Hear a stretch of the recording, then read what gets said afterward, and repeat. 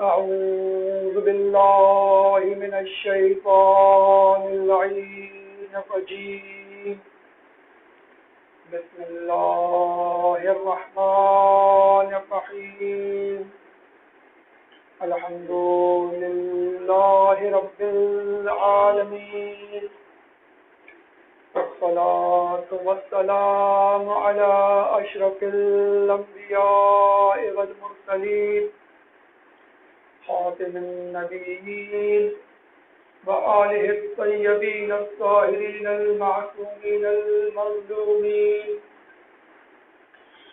ولعنة الدائمة على أعدائهم أجمعين من الآن إلى قيام يوم الدين. أما بعد فقال الله تعالى في قرآنه المجيد والفرقان الحميد إنما يريد الله ليذهب عنكم الرجس أهل البيت ويطهركم تطهيرا.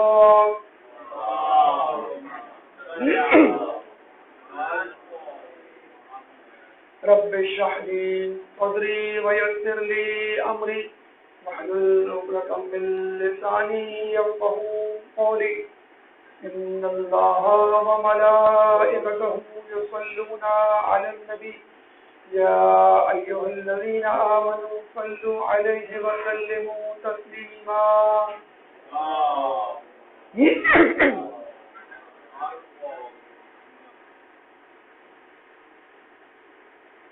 امام حسین کی عزاداری کا سلسلہ دنیا کے گوشے گوشے میں جاری ہے، اور یہ دور کہ جس میں ہم عزاداری حسین کو بحسن و خوبی انجام دے رہے ہیں، اتفاق سے دور غیبت بھی ہے۔ علماء و اعلام نے امام حسین مظلوم اور امام زمانہ عجل اللہ تعالی فرجک اللہم صلی علی محمد کے درمیان کئی مماثلتیں قرار دی ہیں کہ امام مظلوم اور امام زمانہ کئی حوالے سے مشترکہ خصوصیات رکھتے ہیں۔ پہلی خصوصیات القابات کے حوالے سے ہے کہ دونوں کا لقب سار اللہ ہے، یعنی اللہ کا خون۔ معنوی حوالے سے یعنی اللہ کا خون کا مطلب وہ خون کہ جس کا قصاص اللہ کے ذمے ہے۔ اس کے بعد الوتر و موتور، یعنی تنہا اور اکیلا۔ تو امام مظلوم بھی تنہا اور اکیلے رہ گئے، اور امام زمانہ بھی اس وقت تنہا اور اکیلے ہیں۔ الطرید الشرید، ایسا شخص جس کا گھر بار نہ ہو۔ تو امام مظلوم کا بھی گھر بار نہیں تھا، غریب الوطن تھے، اور امام زمانہ بھی اس وقت بغیر گھر اور خاندان یا افراد کے اکیلے تنہا زندگی گزار رہے ہیں۔ تو ہم دیکھتے ہیں کہ بہت سارے افراد نے امام زمانہ کو یاد کیا۔ معتبر ترین ہستی رحمت للعالمین احمد مصطفیٰ مغل مشتبہ صلی اللہ علیہ وآلہ وسلم، اللہم صلی علی۔ آپ نے امام زمانہ کو یاد کیا۔ پھر ہم دیکھتے ہیں کہ جب مادر فاطمہ میں وطن فاطمہ میں محسن شہید ہوئے، تو اس وقت جناب سیدہ نے امام زمانہ کو یاد کیا۔ پھر اس کے علاوہ تمام ائمہ نے اپنے اپنے ادوار میں امام زمانہ کو یاد کیا، خصوصی طور پہ اس وقت جب ان سے کہا جاتا تھا کہ آپ قیام کیوں نہیں کرتے۔ چھٹے امام، پانچویں امام، خصوصی طور پہ جب ان سے کہا گیا بنو امیہ بنو عباس کی جنگ جاری ہے، آپ قیام کریں، تو انہوں نے کہا کہ یہ قیام ہمارے مہدی کے لیے ہے، 12ویں امام کے لیے۔ تو बड़ी बड़ी शख्सियात ने आपको याद किया और अलक़ाबात में आप इश्तराक रखते हैं। जो अफराद आपकी मदद करेंगे वो भी आपस में मुश्तरक है, यानी ख़वातीन इमाम मज़लूम के साथ भी थी और ख़वातीन इमाम ज़माना के साथ भी होंगी। 50 ख़वातीन के बारे में कहा जाता है ये इमाम ज़माना के लश्कर में शामिल होंगी। मलाइका इमाम मज़लूम की मदद के लिए 4000 मलाइका आसमान से नाजिल हुए, लेकिन उन्होंने इमाम मज़लूम ने मलाइका की मदद देने से इनकार कर दिया और शहादत को फौकियत दी, तरजीह दी। तो कहते हैं ये 4000 मलाइका इस वक्त इमाम मज़लूम की क़ब्र के तरफ तवाफ़ कर रहे हैं, इबादत कर रहे हैं, नमाज़ें पढ़ रहे हैं और खाक आलूदा उनके चेहरे हैं। और कहते हैं कि जब इमाम ज़माना का ज़हूर होगा तो यही 4000 फरिश्ते इमाम ज़माना की नुसरत के लिए जाएंगे। फिर जो इमाम मज़लूम के अंसार हैं वो मुख्तलिफ जगहों से आए। इमाम मज़लूम यानी जौन आए, हबीब इब्न मज़ाहिर आए, फिर मुख्तलिफ मज़ाहिब के लोग, वहाब के बारे में कहा करते वो ईसाई थे, फिर जो है वो मुसलमान हुए। तो मुख्तलिफ जगहों से और मुख्तलिफ मज़ाहिब के लोग। इसी तरह इमाम ज़माना के बारे में मिलता है कि उनके लिए भी मुख्तलिफ जगहों से लोग आएंगे और मुख्तलिफ मज़ाहिब से ताल्लुक़ रखने वाले जो किसी निजात दहिंदा को ढूंढ रहे होंगे वो इमाम ज़माना के लश्कर को ज्वाइन करेंगे। फिर इनके लश्करी मुंतज़िर हैं, इमाम ज़माना के लश्करी मुंतज़िर हैं और कूफा के लोग भी मुंतज़िर थे, लेकिन बस फ़र्क ये है कि उन्होंने साथ ना दिया और ये साथ देंगे। अच्छा, दोनों ही मज़लूम हैं, इमाम हुसैन भी और इमाम ज़माना भी। इमाम हुसैन तो इसलिए कि कूफियों ने वफ़ा ना की, और इमाम ज़माना इसलिए मज़लूम है कि बुलाने वाले जो इंसाफ के लिए बुला रहे हैं खुद जुल्म कर रहे हैं। फिर हम ये देखते हैं कि बहुत सारे अय्याम में दोनों अफराद को, दोनों शख्सियात को याद रखा जाता है। ईदेन में आप नमाज दुआए नुतबा पढ़ते हैं, दुआए नुतबा में इमाम ज़माना और इमाम मज़लूम दोनों का तज़किरा है। फिर 15 शाबान को जो ज़ियारत पढ़ी जाती है उसमें इमाम हुसैन की ज़ियारत भी शामिल है। फिर शब क़दर में इमाम ज़माना की भी ज़ियारत है और इमाम हुसैन की भी ज़ियारत है। फिर दुआए अहद, दुआए नुतबा, ज़ियारत नाहिया, ज़ियारत आशूरा, ज़ियारत नाहिया तो खुद इमाम ज़माना की ज़ियारत है जिसमें आपने जो है इमाम मज़लूम का तज़किरा किया। फिर खुद ज़ियारत आशूरा कि जिसको इमाम मज़लूम इमाम ज़माना ने पढ़ने की ताकीद की एक शख्स को। तो हम ये देखते हैं। अच्छा, अहदाफ देख लीजिए, हदफ इमाम मज़लूम का हदफ था एहयाए दीन, दीन को दोबारा जिंदा करना जो मौदा हो गया था, बदशकल हो गया था, मस्त शुदा हो गया था, हलाल हराम, हराम हलाल बन गया था। आजकल भी यही मामला है कि दीन मुनहरिफ लोगों के हाथों में है, इन्हिराफ का शिकार है और हलाल हराम हो गया, हराम हलाल हो गया है और फितनों का दौर है कि हमें पता ही नहीं चलता कि क्या सही है क्या गलत है। तो अब जब हमें ज़माना आएंगे वो दीन को अपनी असल शक्ल में लेके जाएंगे। और दूसरा हदफ जो है वो इमाम मज़लूम का इंतकाम लेना। जब आप आएंगे तो आपके लश्कर पे या लिसारतुल हुसैन लिखा हुआ होगा। अमीर मुख्तार ने जो इंतकाम लिया था कातिलान हुसैन से, उनका भी नारा यही था, या लिसारतुल हुसैन। ज़माने रजात में जब इमाम ज़माना आएंगे और वो फतह हासिल करेंगे और जब उनकी शहादत होगी तो खुद इमाम हुसैन ही उनको गुस्ल और कफन देके उनकी तदफीन करेंगे। तो ये बहुत सारी मुशाबहतें हैं और भी बहुत सारी मुमासिलतें हैं कि जिनकी बुनियाद पर हमें जब भी इमाम मज़लूम की याद आती है इमाम ज़माना की याद ज़रूर आती है, और जब भी इमाम ज़माना की याद आती है तो इमाम मज़लूम हमें ज़रूर याद आते हैं। तो ये जो 10 दिन हैं, ये जो अय्याम अज़ा हैं, ये जो आशूर का दिन है, आशूर का दिन जिसके बारे में कहा जाता है कि इमाम ज़माना आशूर के दिन ही जो है वो ज़हूर करेंगे। तो इतनी ज़्यादा मुमासिलतें हैं इमाम मज़लूम और इमाम हुसैन में, तो ये मुमकिन ही नहीं कि एक आज़ादार आज़ादारी करे और इमाम मज़लूम को तो याद रखे, इमाम ज़माना को नहीं याद रखे। और देखा जाए इन्हीं आज़ादारों के चेहरों पे जो इस वक्त गम और उदासी छाई हुई है और आंसू और गिरिया की कैफियत है, इसी रंजो अलम को दूर करेंगे इमाम ज़माना और आपकी खुशियों, आपके चेहरों पे मुस्कुराहट बखेर देंगे। तो जो इस वक्त गिरिया कर रहा है, जो इस वक्त रो रहा है, इमाम ज़माना के आने पर वो خوشیاں منائے گا، جشن منائے گا. ایک درود پڑھ دیں محمد والے محمد.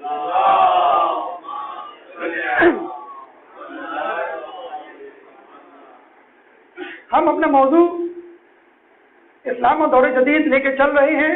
پہلی مجلس میں ہم نے اسلام کا تعارف کروایا، دوسری مجلس میں دور جدید کا، تیسری مجلس میں خود شناسی، چوتھی مجلس میں خدا شناسی، پانچویں مجلس میں رابطہ الہی یعنی نماز، اور چھٹی مجلس میں سجدہ جو نماز کا اہم ترین رکن ہے.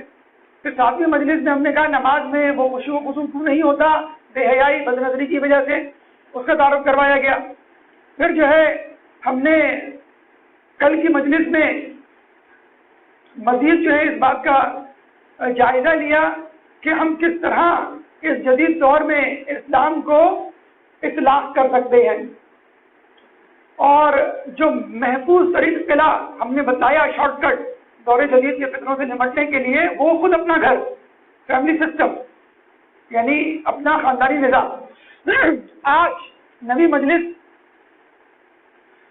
اس میں ہم یہ تذکرہ کرنے جا رہے ہیں کہ جو ہمارا موضوع تھا اسلام اور دور جدید، تو دور جدید جس کا ہم گفتگو کرتے آئے ہیں، ہم نے پہلی مجلس میں یا دوسری مجلس میں غالباً آپ کو بتایا تھا کہ دور جدید کے مختلف پہلو ہیں. فتنوں کا دور ہے، میڈیا کا دور ہے، اور دہشت گردی اور دجالی لشکر، سفیانی لشکر کو زمینہ فراہم کرنے یعنی شدت پسندی کا دور ہے. پھر ہم نے آخر میں کہا تھا حقیقی دور جدید امام زمانہ کا دور جدید ہوگا. یہ دور جدید نہیں ہے. جیسے آپ کے سامنے کوئی موبائل کا ماڈل لے کر آئے اور آپ کو کہے یہ S7 آ گیا ہے، تو آپ کہیں گے نہیں یہ لیٹسٹ نہیں ہے. دکھانے والا کہیں میں لیٹسٹ ہے، آپ کہیں گے نہیں یہ جدید نہیں ہے، جدید S8 ہے مثلا. اسی طرح ٹی وی ہے، اس طرح کمپیوٹر ہے. اگر کسی کو لیٹسٹ ماڈل نہیں معلوم تو جو موجودہ ماڈل ہوگا وہ اس کو وہی سمجھے گا. لیکن جو کمپنی میں کام کر رہا ہے موبائل کی، ٹی وی کی، کمپیوٹر کی، اس کو معلوم ہوگا کہ لیٹسٹ ماڈل کون سا ہے، کب آنے والا ہے. بالکل اسی طرح اس وقت لوگ یہ سمجھ رہے ہیں کہ یہ جو دور ہے بس یہی دور جدید ہے اور اس کے بعد کوئی دور جدید نہیں. لیکن حقیقتاً آنے والا دور امام زمانہ کا دور جدید ہوگا. اسی لیے بھی ہم نے ضروری سمجھا کہ آج کے موضوع کو امام زمانہ سے منسوخ کریں. ایک درود پڑھ دیں محمد والے محمد.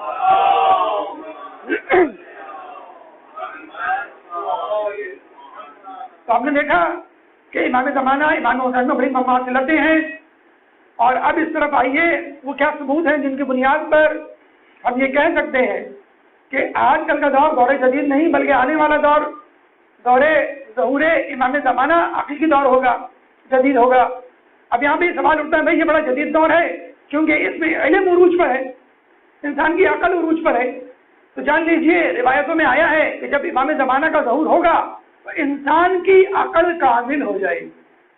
اس وقت بھی تمام تر ایجادات اور دریافتوں کے باوجود سائنسی اور عقلی انسان کا ذہن، انسان کی عقل مکمل نہیں ہے. امام زمانہ جب آئیں گے تو انسان کی عقل کامل ہوگی. کس طرح؟ امام زمانہ اپنے خاص اصحاب کے سر پہ ہاتھ رکھیں گے اور ان کی عقل کامل ہو جائے گی. نمبر 1. پھر لوگ کہتے ہیں کہ بھئی اس وقت علم عروج پر ہے، تعلیم عروج پر ہے، نئی نئی دریافتیں ہیں، نئی نئی ایجادات ہیں. تو یاد رکھیے امام زمانہ جب آئیں گے تو علم امام کے دور میں مکمل ہوگا. روایتوں میں آیا ہے کہ علم 27 حروف کے برابر ہے. اس وقت یعنی امام زمانہ سے پہلے فقط 2 حروف لوگ جان پائیں گے، اور جب امام کا ظہور ہوگا تو امام زمانہ اس علم کو 27 حروف تک لے جائیں گے. جو ہم بڑا فخر کرتے ہیں کہ ہم مریخ پہ ہم نے قدم رکھ دیا، ہم نے چاند پہ قدم رکھ دیا، ہم نے پہاڑوں کو توڑ کے اندر سے ہیرے جواہرات نکال لیے، ہم سمندر کی تہہ میں چلے گئے وغیرہ وغیرہ. جی نہیں، فقط 2 حروف کے برابر. اگر فرض کر لیں ہم علم ٹوٹل مکمل طور پہ 27 حروف کے برابر ہے یا 27% ہے مثلا، تو ہم 2% ابھی تک اس علم کو دیکھ پائیں گے. 27 یعنی مکمل طور پہ علم امام زمانہ کے زمانے میں دیکھا جائے گا. آپ کہیں گے چلیں علم کی اور عقل کی بات چھوڑیں، اب پریکٹیکل بات کریں. کیا پریکٹیکل بات ہے؟ تو بھائی دیکھیں کتنی ترقی ہو رہی ہے، سڑکیں کشادہ ہیں، عمارات، شہر ہر جگہ نظر آ رہے ہیں آپ کو. پہلے گاؤں دیہات ہوا کرتے تھے, سڑکیں نہیں ہوتی تھی. تو یاد رکھ لیجیے امام زمانہ جب آئیں گے تو شاہراہوں پر سب سے زیادہ زور دیا جائے گا. ہم سی پی اسی پہ خوش ہیں, ہم جو ہے امریکہ اور یورپ اور چائنا کی ہائی ویز پہ خوش ہیں, جی نہیں. امام زمانہ جب آئیں گے تو ہائی ویز شاہراہوں پہ خصوصی طور پہ توجہ دیں گے اور شہروں کو وسعت دیں گے. کوفہ شہر اتنا وسیع ہو جائے گا کہ کربلا سے مل جائے گا. کوفہ اور شہر کربلا ایک ہی شہر بن جائیں گے. کوفہ امام زمانہ کا دارالخلافہ ہوگا. آپ کو جن شاہراہوں پہ, جس ترقی پہ, جن عمارتوں پر آپ کو فخر ہے, وہ امام زمانہ لے کر آئیں گے. پھر آپ کہتے ہیں بھائی آج کل جدید دور ہے, آپ جو ہے موبائل ہاتھ میں رکھ کر کینیڈا میں موجود شخص سے بات کر لیتے ہیں, امریکہ میں موجود شخص سے گفتگو کر لیتے ہیں. آپ کو یہ معلوم ہونا چاہیے, روایتوں میں موجود ہے, جب امام زمانہ آئیں گے تو ان کے اصحاب اپنی ہتھیلیوں پر اپنے دوستوں سے رابطہ کریں گے. ایک مشرق میں بیٹھا ہوگا, ایک مغرب میں. اچھا, لفظ ہتھیلی ہے, یہ نہیں کہا گیا کسی چیز کے ذریعے. ہم تو موبائل کے پھر بھی محتاج رہیں گے, ہم تو کمپیوٹر کے پھر بھی محتاج رہیں گے. اچھا, اب ظاہر سی بات ہے ایک آدمی سوچ سکتا ہے کہ بھائی یہ تو تقریباً ناممکن سی چیز ہے. میں آپ کو ایک بالکل قریب ترین مثال دے دیتا ہوں. آج کل ایک ایسے موبائل آ گئے ہیں کہ آپ جب موبائل کو آن کریں گے تو یہاں پر ایک گھڑی نما ہینڈ بینڈ ہوگا. اس ہینڈ بینڈ کو تھوڑا سا یوں گھمائیں گے تو آپ کی ہتھیلی پہ اسکرین کھل جائے گی, موبائل کی اسکرین, اور اسی موبائل کی اسکرین پر آپ ٹچ آرڈر کے ذریعے کسی سے رابطہ کر سکتے ہیں اپنی ہتھیلی پر. یہ ویڈیو کلپ سرکولیٹ ہو چکی ہے, آ چکی ہے. موبائل آپ کا بیڈ روم میں پڑا, ایک ہینڈ بینڈ آپ نے باندھا ہوا ہے. اب ہینڈ بینڈ کو ہلکی سی حرکت دیں گے, اسکرین کھل جائے گی موبائل کی, بالکل جس طرح آپ کی حقیقی موبائل کی اسکرین ہوتی ہے. اب آپ ہتھیلی ہی پر جو اس کا شیڈو آ رہا ہوگا اسی پر نمبر ڈائل کر کے یا ٹچ اسکرین کر کے اپنا رابطہ کر سکتے ہیں. تو جب یہ ممکن ہے کہ موبائل کی اسکرین کا شیڈو آ گیا تو کیا امام زمانہ کے دور میں ہتھیلی پر ایک دوسرے سے رابطہ نہیں ہو سکتا؟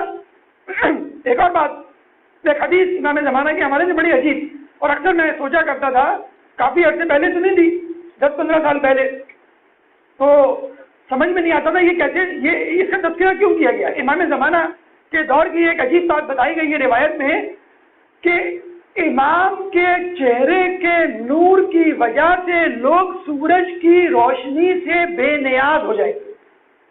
اچھا, سمجھ میں نہیں آیا, سورج کی روشنی سے بے نیاز ہو جائیں گے, یعنی اور بھی چیزیں ہونی چاہیے جن سے ہم بے نیاز ہو.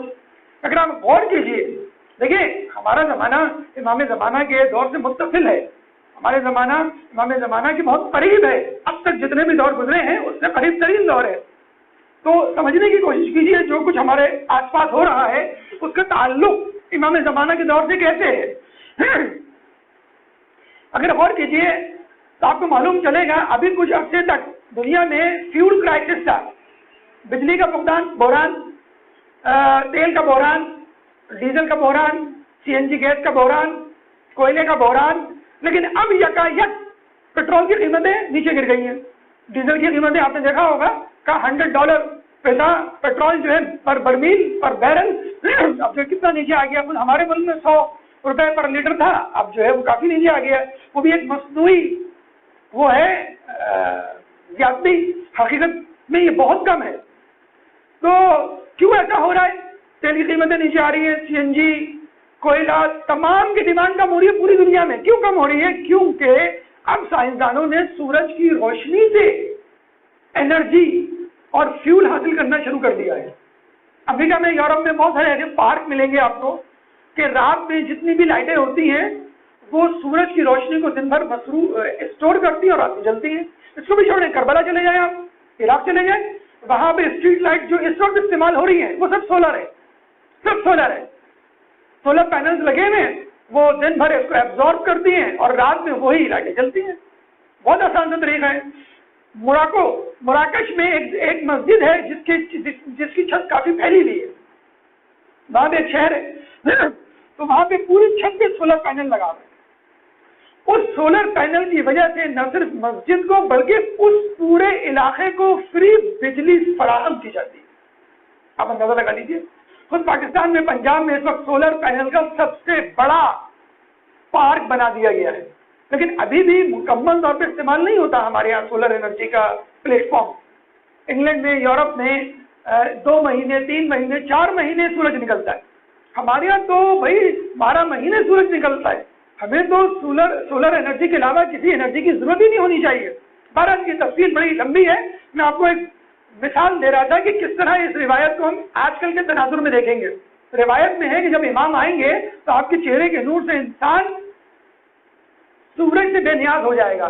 اگر میں یہ کہوں کہ سورج کی جگہ سولر انرجی لکھ دیں آپ تو بات تو وہی ہے. عنقریب انسان سولر انرجی پر انحصار کرے گا اور تمام قسم کے ایندھن ختم ہو جائیں گے دنیا سے.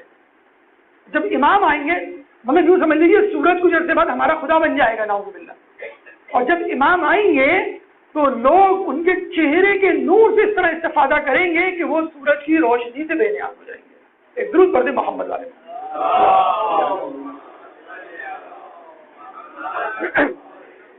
اچھا کچھ لوگ سوال کرتے ہیں کیا یہی گیجٹ مطلب موبائل گاڑیاں کمپیوٹر کیا یہی چیزیں آگے چلیں گی امام کے زمانے میں اور ایک دم سے ان کا لیٹسٹ ورژن آ جائے گا. مثلا کمپیوٹر ہے اس کا لیٹسٹ ماڈل آ جائے گا, موبائل اس کا لیٹسٹ امام لے کر آئیں گے مثلا. تو اس میں 2 باتیں ہیں. کچھ لوگ تو کہتے ہیں ہاں ایسے ہی ہوگا, لیکن کچھ لوگ ایک اور نظریہ رکھتے ہیں, بڑا الگ سے نظریہ. وہ کیا ہے؟ آئنسٹائن سے کسی نے پوچھا کہ تیسری جنگ عظیم کیسے لڑی جائے گی, کیونکہ ایٹم بم ایجاد ہو چکا تھا اس زمانے میں. تو آئنسٹائن نے کہا تیسری جنگ عظیم کا تو مجھے نہیں معلوم, چوتھی جنگ عظیم پتھروں سے اور لکڑیوں سے لڑی جائے گی. لوگوں نے کہا یہ کیسے؟ کہنے کہ دیکھیے تیسری جنگ عظیم میں ایٹامک بمز استعمال ہوں گے. اب تو نارتھ کوریا نے ایٹم بم بنا لیا ہے, اب تو ایران کے پاس ایٹم بم ہے, پاکستان کے پاس ایٹم بم ہے, ہر چھوٹے موٹے ملک کے پاس. پہلے تو امریکہ کو بڑا زعم تھا, رشیا کو بڑا زعم تھا کہ بس ہمارے پاس ہے, اب تو سب کے پاس ہے. مطلب 20-25 ممالک آپ کو ظاہراً یا حقیقتاً مل جائیں گے کہ جن کے پاس ایٹم بم موجود ہے. تو آئنسٹائن نے کہا تیسری جنگ عظیم چونکہ جب وضاحت چاہیے تو انہوں نے کہا کہ تیسری جنگ عظیم چونکہ ایٹم بم سے لڑی جائے گی تو اکثریت آبادی ختم ہو جائے گی, بلڈنگیں تباہ ہو جائیں گی, انفراسٹرکچر ختم ہو جائے گا, کچھ بھی نہیں باقی بچے گا اور انسان پتھر کے دور میں واپس چلا جائے گا. بہت کم آبادی رہ جائے گی. چنانچہ اگر کوئی جنگ عظیم ہوئی تو کوئی ویپن ہی نہیں ہوگا استعمال کرنے کے لیے, کوئی ہتھیار ہی نہیں ہوگا, لوگ پتھروں سے اور لکڑیوں سے لڑیں گے. علماء اعلان فرماتے ہیں اسی وقت امام کا ظہور ہوگا اور تلوار لیٹسٹ ویپن ہوگا, تلوار لیٹسٹ ویپن ہوگا. تو کہنے کا مقصد یہ ہے کہ جب امام آئیں گے تو وہ اپنی ٹیکنالوجی, کوئی ضروری نہیں ہے کہ انہی سائنسدانوں کی ٹیکنالوجی کو آگے لے کے جائیں, استفادہ وہی ہوگا بلکہ اس سے زیادہ ہوگا, لیکن وہ ان کے پاس ایک اپنی ٹیکنالوجی ہوگی. دیکھیں میں آپ کو ایک مثال دوں, ہم کچھ بھی کر لیں جدید ٹیکنالوجی میں ہمیں کسی چیز کا سہارا لینا پڑتا ہے. بائک کا سہارا لیتے ہیں ہم جو موبائل کا سہارا لیتے ہیں, کمپیوٹر کا سہارا لیتے ہیں, ایروپلین کا سہارا لیتے ہیں مثلا. لیکن اگر مومن حقیقی مومن ہو تو اس کو ان سہاروں کی ضرورت نہیں پڑے.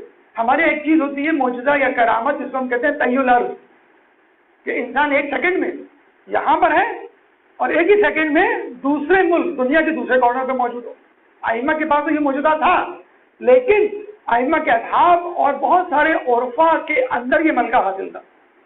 آپ پڑھتے ہیں نا کہ امام جب آئیں گے ضرور کریں گے, جب ندا دیں گے کہ میرے حامی و ناصر کہاں ہیں, تو امام کا جو ناصر ہوگا ان کا مددگار ایک قدم اٹھائے گا اور دوسرا قدم امام کے سامنے ہوگا, جس کو ہم کہتے ہیں تحی الارض. تو آج کل کی جدید دنیا میں پھر بھی ہم کو ایروپلین یا بس یا گاڑی یا کار کی ضرورت ہوتی ہے, لیکن اللہ تعالیٰ نے مومن کے اندر ایسی صفت رکھی ہے کہ وہ ان ذرائع, ان سہولیات اور ان وسیلوں سے بے نیاز ہے. مومن ہوتا ہی ایسے کہ بے نیاز ہو, بس وہ تو سوچتا ہے, حکم دیتا ہے, وہ چیز ہو جاتی ہے. چلے امام جعفر صادق علیہ السلام اللہ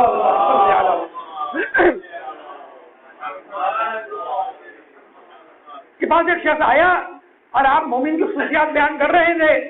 آپ نے کہا کہ دیکھو مومن کے اندر اتنی طاقت ہوتی ہے کہ اگر وہ سامنے کہ درخت کو اشارہ کرے کہ میرے پاس آ جاؤ تو درخت اٹھ کے اس کے بعد آ جائے اکھڑ کے. امام نے ابھی اپنا جملہ بھی نہیں ختم کیا تھا, وہ درخت جڑ سے اکھڑ کر امام کے سامنے آ کے کھڑا ہو گیا. امام نے کہا کہ میں نے مثال دی تھی, حکم نہیں دیا تھا. یہاں سائنسدان چاند پہ جانے پہ بڑا فخر محسوس کر رہے ہیں, یہاں پر ہمارا نبی ہاتھ کی انگلی کے اشارے سے سورج کو 2 ٹکڑے کر دیتا.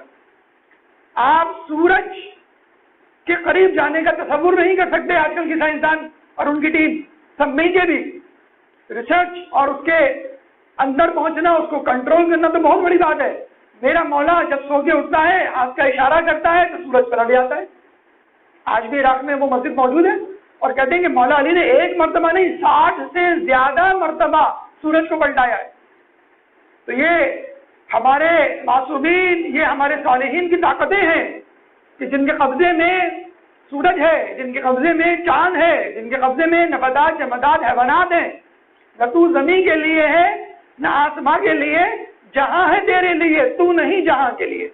تو مومن تو یہ ہوتا ہے کہ جس کے قبضے میں پوری کائنات ہوتی ہے. اللہ فرماتا ہے نا کہ لولا کا, اگر تو نہیں ہوتا میں کائنات تخلیق نہیں کرتا. میں نے پوری کائنات تیرے لیے تخلیق کی ہے اور تجھے اپنے لیے تخلیق کیا ہے. تو سائنسی ترقی پھر بھی کسی وسیلے کی محتاج ہے, لیکن مومن کسی چیز کا محتاج ہے. عرفہ کے بارے میں کہا جاتا ہے کہ جب آپ کسی خاص منزل پر پہنچ جاتے ہیں تو اپنی موت پر آپ کو اختیار ہو جاتا ہے کہ آپ جب چاہیں اللہ سے موت طلب کریں.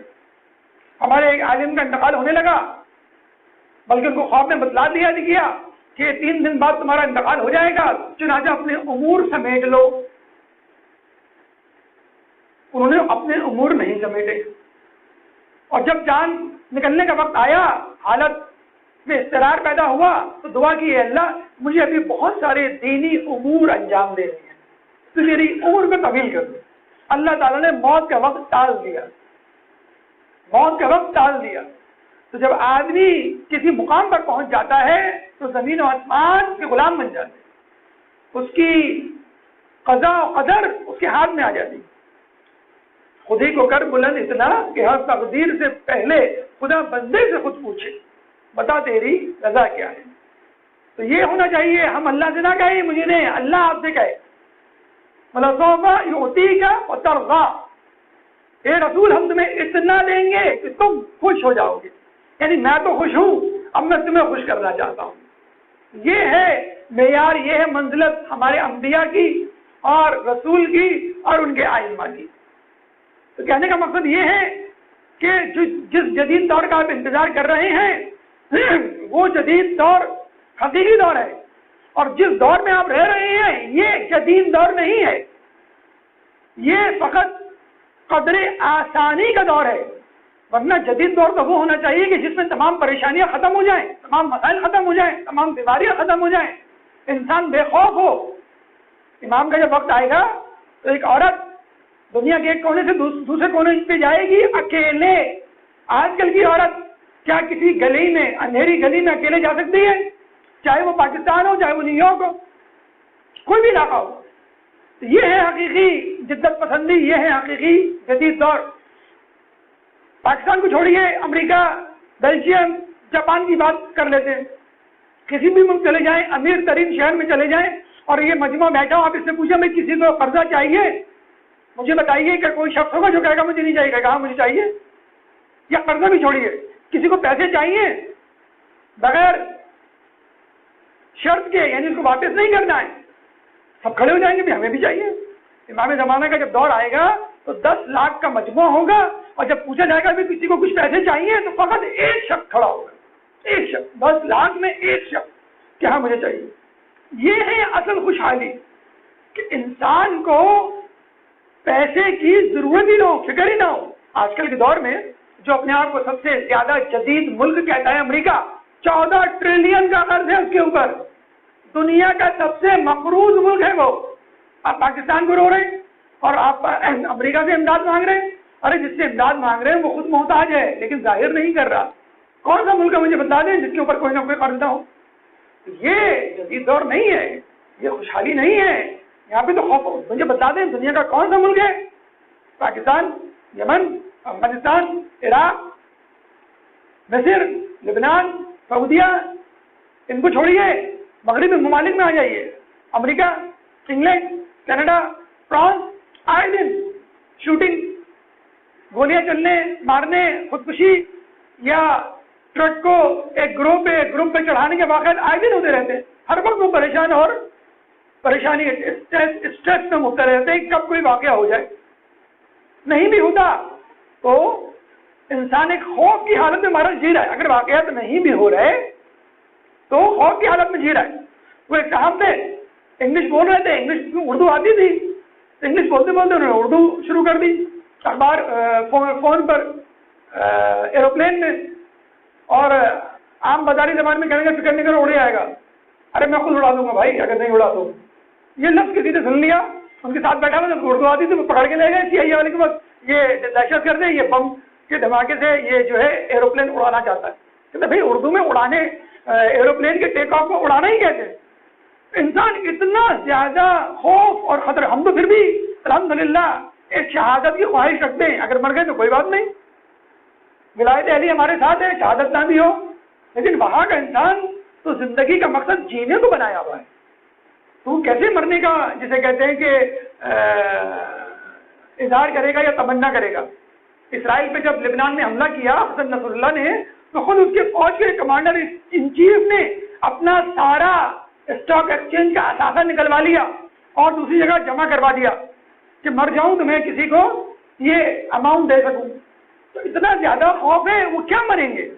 امریکی فوجی مطلب جسے کہتے ہیں ڈر رہے ہوتے ہیں, ان کو کسی جگہ پہ بھیجا جائے تو امریکہ نے یہ پالیسی بنائی ہوئی ہے کہ اسی ملک کے لوگوں کو استعمال کرو, پاکستان کے لوگوں کو استعمال کرو, ایران عراق کے لوگوں کو استعمال کرو, یا جو ہے وہ خود یمن اور مصر کے لوگوں کو استعمال کرو. جہاں آبادی زیادہ ہے ان کو بولو ایکسپورٹ کرو, جیسے پاکستان کے مجاہدین جو ایکسپورٹ ہوتے. تو یہ خوف و خطر ہے جو ابھی بھی پھیلا ہوا ہے. اس کو ہم جدید دور نہیں گئے.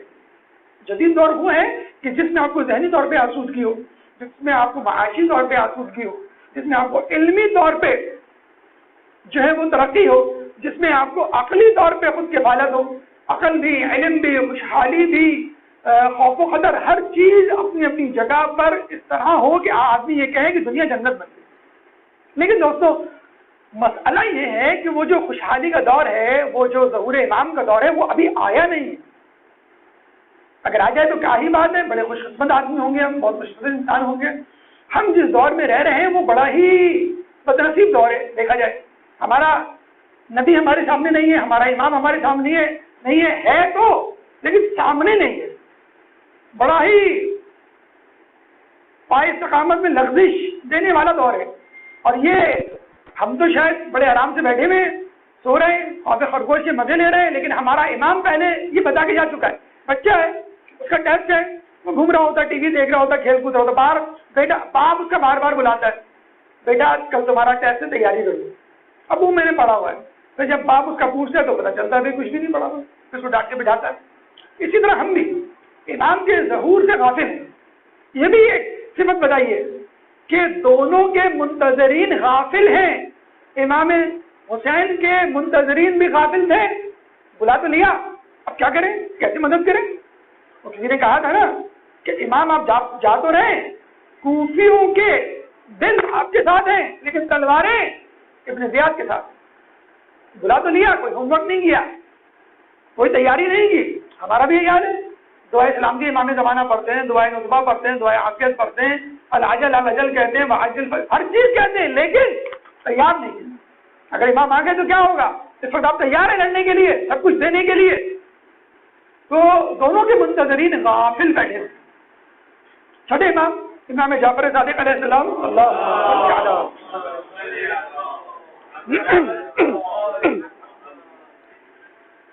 کے پاس کچھ اصحاب ملنے کے لیے گئے. دیکھا تو وہ گریا کر رہے ہیں. پوچھا امام گریا کیسے؟ چل ابھی میں نے کتاب جعفر میں آئندہ کے حالات میں مشاہدہ کیا. کتاب جعفر ایک کتاب ہے جو آئندہ کے پاس ہوا کرتی ہے اور اس میں قیامت تک کے حالات موجود ہیں. تو میں نے اپنے شیعوں کے دور غیبت کے حالات کو مطالعہ کیا تو میں گریا کر رہا ہوں, کیونکہ اس زمانے کے دور کے مومنوں کا ایمان متزلزل ہو جائے گا. یقین کریں ہمارا ایمان متزلزل ہے. کوئی نہیں کہہ سکتا کہ میرا بڑا 100% مضبوط ایمان ہے. ادھر دجالی لشکر آپ کے اوپر منڈلا رہا ہے, مادیت پرستی کے مختلف حربے آپ اس کا شکار ہو رہے ہیں. ادھر سفیانی کا لشکر ہے جو جبڑے کھولے آپ کو ہضم کرنے کے چکر میں ہے. ادھر خود اپنے لوگوں میں مختلف قسم کے فتنے پھیلائے جا رہے ہیں. اخباری فتنہ ہے, شہادت ثالثہ کا فتنہ ہے، اور مجتہدین کو برا بھلا کہنے والوں کا مختلف فتنے ہیں. آدمی پریشان ہو جاتا کیا کرے. ایسے دور میں، ایسے وقت میں انسان تھوڑا سا برگشتہ ہوتا ہے دین سے، ڈپریشن کا شکار ہو جاتا ہے. تو امام کہہ رہے ہیں کہ دور غیبت میں میرے مومنین، میرے ماننے والے تو ہوں گے، لیکن ان کا ایمان متزلزل ہو جائے گا. تو ہمیں اس دور میں اپنے ایمان کی فکر کرنی ہے کہ ایمان کے لیے راستہ کیسے ہم موڑ کریں، اور ہم خود ایمان کے لیے تیار ہیں کہ نہیں. آج کل یہ سوال بڑی کثرت سے اٹھایا جا رہا ہے کہ بھئی یہ کیسا امام ہے جو غیبت میں ہے. نعوذ باللہ ہمارے دشمنان تو طنز و تنقید کے یہ تیر برسا رہے ہیں. نعوذ باللہ، معاذ اللہ، تمہارا امام بزدل ہے، کسی غار میں چھپا ہوا ہے، اس میں ہمت ضرورت نہیں ہے کہ وہ آگے مقابلہ کرے. اب اس قسم کے رقیق جملے جب انسان یا مومن سنتا ہے تو وہ پریشان ہو جاتا ہے. تو پہلا جملہ مختصراً اس کا جواب دینے کے لیے کہا جائے تو یہ کہا جائے گا کیا رسول اللہ بھی ڈر گئے تھے مکے والوں سے جو ہجرت کر کے مدینہ گئے؟ وہ ہجرت نہیں تھی، وہ فرار تھا. جی نہیں، فرار نہیں تھا، ہجرت تھی. مجھے بتائیے انبیاء کی تاریخیں کون سا نبی ہے جو کبھی نہ کبھی کسی نہ کسی مدت کے لیے زمانہ غیبت میں نہ گیا ہو؟ احیاء علیہ السلام، آدم علیہ السلام، وہ تو صحیح غیبت میں، جب زمین پہ آئے تو ان کا ظہور ہوا. ٹھیک. اچھا، پھر اس کے بعد آدم الگ، حوا الگ، دونوں ایک دوسرے کو ڈھونڈتے رہے کئی سالوں تک. دیکھا جائے آدم غیبت میں. اس کے بعد احیاء علیہ السلام 20 سال تک غیبت میں رہے، اپنے ساتھیوں کو لے کے پہاڑ پہ چلے گئے تھے بادشاہ کے ظلم و ستم کی وجہ سے. جب خیر پڑا تو واپس آئے، بادشاہ نے ہاتھ پیر جوڑے، دوسرا بادشاہ آیا کہ آپ دعا کریں، ہم آپ کو اپنا نبی مانتے ہیں. غیبت میں تھے. صالح علیہ السلام جب اونٹنی کی اونچی انہوں نے کاٹی، صالح علیہ السلام غیبت میں چلے گئے، اور جب واپس آئے تو لوگ پہچاننے سے انکار کر دیا. لیکن جو ایمان والے تھے، صاحب ایمان، وہ پہچان گئے. لیکن ایک گروہ ان کا منکر ہو گیا، ایک گروہ شک کی حالت میں ہمیشہ رہا. موسیٰ علیہ السلام 2 مرتبہ غیبت میں گئے. مدائن گئے 50 سال کے لیے، شعیب علیہ السلام کے ساتھ رہے، شعیب علیہ السلام کی ایک بیٹی کے ساتھ ان کا نکاح ہوا، شادی ہوئی، پھر واپس آئے. اس کے بعد کوئی دور پہ گئے. جب نجات مل گئی کس کو؟ موسیٰ علیہ السلام کے ماننے والوں کو. کس کو؟ جو دریائے نیل کو عبور کر کے آئے تھے، جس کے لیے اللہ تعالیٰ نے دریائے نیل کو 2 حصوں میں تقسیم کر دیا تھا. موسیٰ علیہ السلام کے ماننے والے دریا کو عبور کر کے موسیٰ کے ساتھ آئے تو موسیٰ نے کہا کہ مجھے 30 دن کے لیے پہاڑ پہ جانا ہے، اللہ نے بلایا ہے کوئی دور پہ. 30 دن کے لیے 30 دن کے لیے گئے. اللہ نے کہا نہیں، 10 دن اور رکو. 10 دن اور رکے. اب یہاں وعدہ کر کے گئے تھے 30 دن کا. جو سامری تھا اس نے اکسانا شروع کر دیا، کہ یہ نبی نہیں ہے، یہ جھوٹا شخص ہے، اس نے بیوقوف بنایا، یہ جادوگر ہے. نبی میں ہوں، جانشین میں ہوں. سامری بہت بڑا عابد تھا، یعقوب علیہ السلام کا پوتا تھا. جو لوگ کہتے ہیں نا کہ انسان ایمان لینے کے بعد کیسے مرتد ہو سکتا ہے، ایمان لانے کے بعد کیسے گمراہ ہو سکتا ہے، وہ اس واقعے کو دیکھیں. 31 دن، 32، 33، 34، 35واں دن جب آیا تو سامری نے اعلان کر دیا کہ یہ جھوٹا تھا، یہ نبی نہیں تھا، بیوقوف بنا کے چلا گیا، مجھ پر ایمان لاؤ، میں تمہیں بتاتا ہوں تمہارا خدا کون ہے. سب کو کہا کہ سونا جمع کرو. سونا جمع کر کے بچڑے کے منہ میں ڈالا، بچڑا بنایا، اور پھر ایک مٹی ڈالی، خاص مٹی. کون سی مٹی؟ وہ مٹی جو جبرائیل علیہ السلام کے قدموں سے مس ہوئی تھی. کب؟ جب وہ دریائے نیل عبور کر رہے تھے، اس کی سطح سے. تو جبرائیل علیہ السلام سے مس شدہ مٹی بچڑے کو بولنے پہ مجبور کر دے تو کربلا کی خاک شفا کیا مردے کو زندہ نہ کر دے؟ تو اس نے ڈالی، وہ بچڑا بولنے لگا، کہنے لگا دیکھو میں نے جان دے دی، میں ہوں نبی، میں ہوں معجزے کا حامل. کتنے لوگ تھے موسیٰ کے ساتھ؟ 6 لاکھ. کتنے لوگ موسیٰ کو چھوڑ گئے، فرار ہو گئے، گمراہ ہو گئے، سامری کے ساتھ چل دیے؟ موسیٰ موجود تھے، مرے نہیں تھے.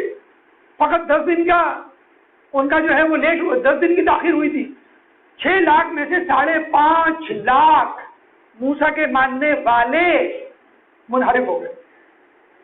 تو یہ جو لوگ کہتے ہیں کہ کسی رسول، کسی نبی کے اصحاب منکر نہیں ہو سکتے، مرتد نہیں ہو سکتے ماننے والے، یہ بہترین مثال. بہرحال اب آپ نے دیکھا 10 دن کی غیبت تھی اور منکر اور جسے کہتے ہیں کہ منحرف ہو گئے. تو ہمارے لیے تو 1000 سال سے زیادہ کی غیبت ہو چکی ہے، کیونکہ ہمارا ایمان نہیں ڈگمگائے گا. ہمارا امام کا انتظار کا حق نہ ادا کرنا بتا رہا ہے کہ ہمارا ایمان متزلزل ہے. ہم امام کا انتظار اس طرح نہیں کر رہے جس طرح کرنا چاہیے. نیکیوں کی طرف دوڑ دھوپ ہے نہیں ہے, گناہوں سے بچنے کا کوئی خیال ہے نہیں ہے.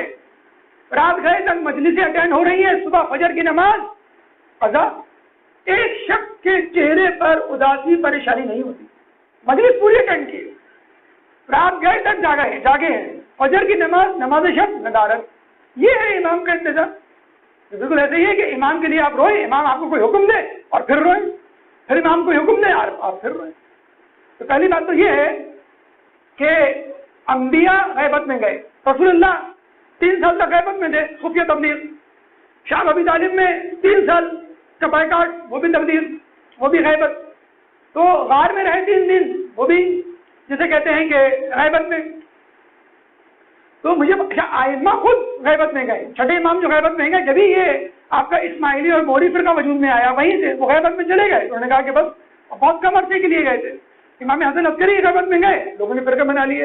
امام موسیٰ کاظم 14 سال زندان میں رہے, لوگوں نے جو ہے وہ واقفیہ فرقہ بنا لیا, جو کہا کرتا تھا ہم ان سے واقف نہیں کہ یہ امام ہمارے ابھی موجود ہیں کہ نہیں. تو یہ فرقے چلے آ رہے ہیں غیبت کی وجہ سے, اور اپنے ایمان کو خدارہ ہاتھ سے زائد نہ ہونے دیں. یہ تو چلے مثالیں ہو گئی. اچھا, شیخ صدوق بہت بڑے عالم دین, امام زمانہ باقاعدہ ان کے خواب میں آئے اور کہنے لگے کہ تم ایک کتاب لکھو میری غیبت پر, جس میں میری غیبت کو ثابت کرو. تو انہوں نے کہا کہ میں نے آپ کی غیبت میں کتاب تو لکھی ہے. کہیں گے نہیں, ایسی کتاب لکھو جس میں انبیاء کی غیبت کا تذکرہ ہو. تو انہوں نے پھر تفصیل سے اکمال الدین و تمام النعمہ نامی کتاب لکھی, اور اس میں جو ہے انبیاء کی غیبت کو تفصیل سے بیان کیا. نیٹ پہ یہ کتاب موجود ہے, اس کی تلخیص بھی موجود ہے. تو شیخ صدوق نے باقاعدہ کتاب لکھی امام کے کہنے پر, کیونکہ امام کو معلوم تھا کہ آنے والے دور میں لوگ غیبت کے بارے میں متزلزل ایمان کا شکار ہو جائیں گے. یہ تاریخی ثبوت آسانی کے ساتھ قرآن اور تاریخ کی کتابوں میں مل جائیں گے. لیکن یہاں پر میں آپ کے سامنے ایک بہت بڑا انکشاف کرنے جا رہا ہوں, کیونکہ ہم نے کہا کہ ہمارا موضوع ہے اسلام اور دور جدید. تو دور جدید کے حوالے سے امام کی غیبت کو ہم کیسے ثابت کر سکتے ہیں؟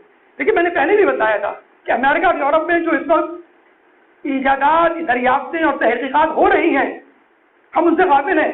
ہم فقط موبائل کو, کمپیوٹر کو, گاڑیوں کو, ایروپلین کو, راکٹ کو, اس کو سمجھ لیتے ہیں یہ سائنسی ایجادات اور دریافت. جی نہیں, اس وقت ایسی تحقیقات ہو رہی ہیں کہ آئندہ آنے والے دنوں میں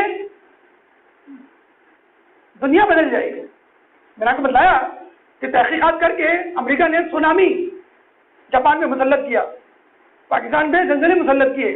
کس وجہ سے؟ آئنوسفیئر جو خلا میں ایک لیئر ہے اس کو کنٹرول کر کے. یہ تذکرہ ہم کر چکے. پھر ہم نے تذکرہ کیا تھا بگ بینگ تھیوری کا. پھر ہم نے تذکرہ کیا تھا گاڈ پارٹیکل کہ ایک ذرہ جس کو ڈھونڈ رہے ہیں سائنسدان, ذرہ ہاتھ آ گیا تو اس ذرے کو توڑ کے, جس طرح بگ بینگ تھیوری کے مطابق ایک ذرہ تھا جس کو توڑ کے یہ کائنات بنی, اس ذرے کو توڑ کے مزید ایک نئی کائنات بنائیں گے سائنسدان. چلیں پھر ہم یہ پاکستان کیا, امریکہ کیا, دنیا کیا, مریخ کیا, سب کو چھوڑ دیں گے. بہت بڑی تحقیق, 3,500 سائنسدان, دنیا کی سب سے بڑی لیبارٹری, اس میں یہ ریسرچ ہو رہی ہے. LHR LHC large hydro collider, France اور بیلجیم کے بارڈر میں راؤنڈ شیپ میں 27 کلومیٹر لمبی یہ لیبارٹری ہے, جس میں 3-4 پاکستانی بھی موجود ہیں. اس سے بھی عجیب و غریب ایک ریسرچ میں آج آپ کو بتانے جا رہا ہوں, جس سے آج ہمارا خدا ثابت ہو جائے گا. ہم اب تک یہ کہتے آئے نا کہ بھائی خدا کو آپ لیبارٹری میں ثابت نہیں کر سکتے, جنت دونوں کو آپ لیبارٹری میں ثابت نہیں کر سکتے, ملائکہ کو آپ لیبارٹری میں, ارے ثابت ہو گیا, ہمیں معلوم ہی نہیں ہے, ہمیں نہیں معلوم. سنیے غور سے, درود پڑھتے محمد والے محمد سے.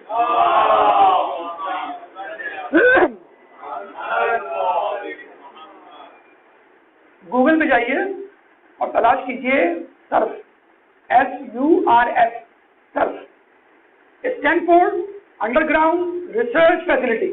یہ کیا ہے؟ ایک لیبارٹری ہے انڈر گراؤنڈ, 3 کلومیٹر لمبی. کہاں؟ ساؤتھ ڈیکوٹا, اسٹینفورڈ کے علاقے میں. ساؤتھ ڈیکوٹا امریکہ کی اسٹیٹ ہے. یہ پہلے سونے کی ایک کان تھی, اور اس میں امریکہ میں کسی بھی کان سے نکالا جانے والا سب سے زیادہ سونا نکلتا تھا. انہوں نے کہا کہ انڈر گراؤنڈ لیبارٹری ہے, کان ہے, ہمیں تجربہ کرنا ہے, اور تجربے کا نام ہے ڈارک میٹر. اور وہ تجربہ بڑا امپورٹنٹ ہے. آپ تھوڑی عرصے کے لیے یہ کان بند کر دیجئے, اور اس کو جیسے شادی ہال ہے, اسکول میں شادی ہو جاتی ہے اس کو ہال میں تبدیل کر دیا جاتا ہے, تو کچھ عرصے کے لیے اس کان میں سونا نکالنے کا کام بند کر دیا اور وہ تجربہ کیا, تجربہ کامیاب ہو گیا. انہوں نے کہا بھائی تجربہ کامیاب ہو گیا ہے, ہم مزید اس میں پیش رفت کرنا چاہتے ہیں, بہت کامیابیاں ہوگی اور امریکہ بہت زیادہ طاقتور بن سکتا ہے. آپ کو معلوم ہے امریکی گورنمنٹ نے وہ سونے کی کان بند کر دی, سونا نکالنا بند کر دیا. کہاں ہے وہ لوگ جو امریکہ کو گالیاں دیتے ہیں؟ امریکہ سونے کی کان کی قربانی دے رہا ہے. ہم دے سکتے ہیں اپنی قربانی کان کی, سونے کی. گھر میں جو ہمارا سونا رکھا ہے اس کو بیچ کے ہم کتابیں خرید سکتے ہیں. پاکستان دنیا کے ان ممالک میں شامل ہے جس میں سب سے کم کتابیں خریدی جاتی, سب سے کم لٹریسی ریٹ ہے 27%. بنگلہ دیش میں, انڈیا میں, سری لنکا میں بہترین 97% سری لنکا میں لٹریسی ریٹ ہے. تو یہ مسموع اور مسور کی دال, ہم کس حیثیت میں اپنے آپ کو مسلمان کہتے ہیں؟ انا مدینہ العلم ولی بابوہا, میں علم کا شہر ہوں, ولی اس کا دروازہ. ہم کس منہ سے کہتے ہیں؟ امریکہ نے وہ سونے کی کان بند کر دی اور اب وہاں پر ریسرچ ہو رہی ہے ڈارک میٹر. اب آپ ڈارک میٹر کے بارے میں سنیے کیا ہوتا ہے ڈارک میٹر. بہت ہی سلیس زبان میں بتاؤں گا اور پھر انشاءاللہ آگے بڑھ جاؤں گا. کبھی اور تفصیل ہوئی انشاءاللہ تو اس پہ روشنی ڈالی جائے گی. دیکھیے, نیوٹن نے قانون تجاذب ایجاد کیا تھا اور اس نے کہا تھا کہ دو مادے ایک دوسرے کو کھینچتے ہیں. جیسے سیب ہے, اس کو اوپر پھینکیں تو وہ نیچے آتا ہے, اوپر نہیں جاتا, کیونکہ زمین میں قوت تجاذب اس کو کھینچتی ہے. انہوں نے کہا اسی طرح جو مادہ ہوتا ہے ہمارے پاس ایک دوسرے کو کھینچتا ہے.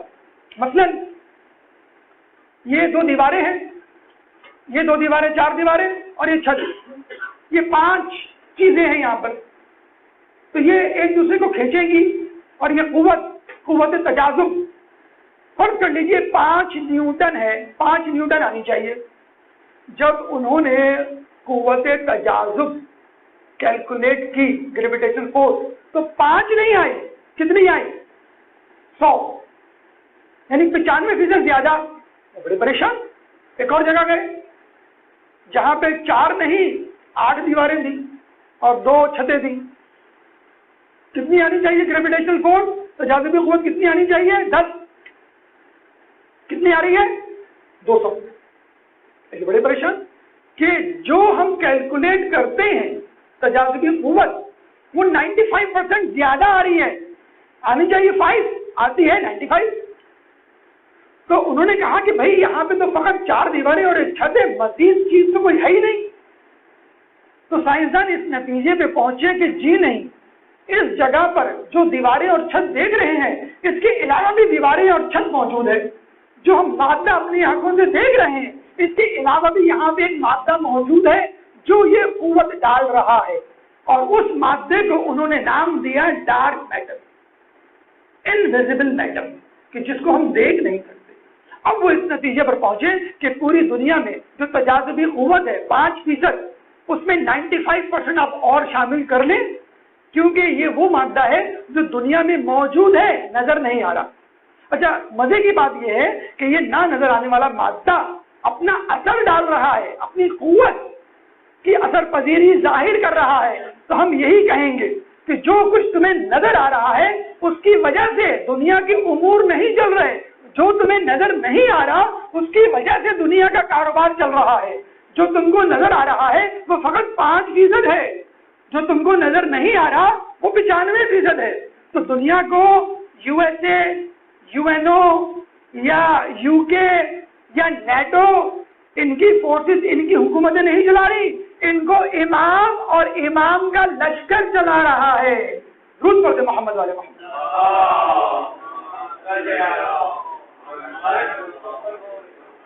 ہم کہیں گے ارے بھائی یہ تو ہم کہتے آئے کہ جو چیز موجود ہے ضروری نہیں ہے کہ وہ نظر آئے. سائنسدانوں کی ضد تھی, اگر خدا ہے تو نظر آنا چاہیے, اگر ملائکہ ہیں تو نظر آنے چاہیے, اگر جنت دوزخ ہے تو نظر آنا چاہیے, اگر تمہارے امام زمانہ ہیں تو ان کو نظر آنا چاہیے. ارے تم پہلے اپنے ڈارک میٹر کو تو دیکھ لو, تم اپنے انویزیبل میٹر کو تو دیکھ لو, پھر تم ہمارے ملائکہ کو, جنات کو, امام زمانہ کو, خدا کو, جنت کو, جہنم کو دیکھو گے. اب خدا ثابت ہو گیا, خود امریکہ کی لیبارٹری نے تسلیم کر لیا کہ یہ ممکن ہے کہ کوئی چیز موجود ہو اور ہمیں نظر نہ آئے. اور یہ بھی ممکن ہے, اب یہ بھی سن لیجئے, جو لوگ کہتے ہیں کہ امام کی غیبت میں ہونے کا کیا فائدہ. چھٹے امام سے کسی نے پوچھا تو امام نے کہا کہ مجھے بتاؤ, جب سورج بادل کے پیچھے چھپ جاتا ہے تو کیا اس کی روشنی بالکل ختم ہو جاتی ہے؟ کہنے لگے نہیں, رہتی ہے, تھوڑی سی کم ہو جاتی ہے. کہنے بس امام کی غیبت میں امام اسی طرح فائدہ پہنچا رہے ہیں. تو ہم بھی یہی کہیں گے کہ ہمارا امام موجود ہے, ہمیں فائدہ پہنچا رہا ہے اور اس دنیا کے کاروبار کو چلا رہا ہے. ورنہ 33 کروڑ 7 ارب آبادی 700 کروڑ میں 33 کروڑ شیعان علی کو ختم کرنا کوئی مشکل کام ہے؟ 157 ملکوں میں ایک ایران ملک کو ختم کرنا کوئی مشکل کام ہے؟ نیٹو کی فورس کے مقابلے میں آپ نے اسلامک ملیٹنٹ الائنس بنایا, 40 ملکوں کا الائنس. وہ الائنس ایک عراق میں نہیں قبضہ کر سکتا. عراق سے آئسس کا خاتمہ ہو گیا اور نیٹو اور یہ alliance, military alliance U S A یا آل سعود کا وہ دیکھتا رہ گیا. کیوں ایسا ہوتا ہے کہ آپ جاتے ہیں مسلمانوں کے خلاف کوئی اقدام کرنے, لیکن مسلمان قوم اسی طرح اس کے جذبہ شہادت اور جذبہ محب امامت میں اضافہ ہوتا رہتا ہے. تو کیوں نہیں اب تک عزاداری کو نہیں ختم کر سکے؟ کیوں نہیں اب تک زیارتوں کو نہیں ختم کر سکے؟ کیوں نہیں اب تک ولایت علی کی محبت کو ہمارے دلوں سے نہیں نکال سکے؟ کیوں کہ وقت کا امام ہمارے ایمان کی حفاظت کرتا ہے, وقت کا امام ہمیں ان آزمائشوں سے کامیابی کے ساتھ نکلتا ہے. لیکن میرے دوستوں, اس غیبت کے دور میں اپنے ایمان کو بچانے کے لیے اور امام سے رابطہ کرنے کے لیے تھوڑی سی محنت کی ضرورت ہے. مختصراً اس محنت کا تذکرہ, پھر میں مصائب کی طرف ایک درود پڑھ دے محمد والے کو.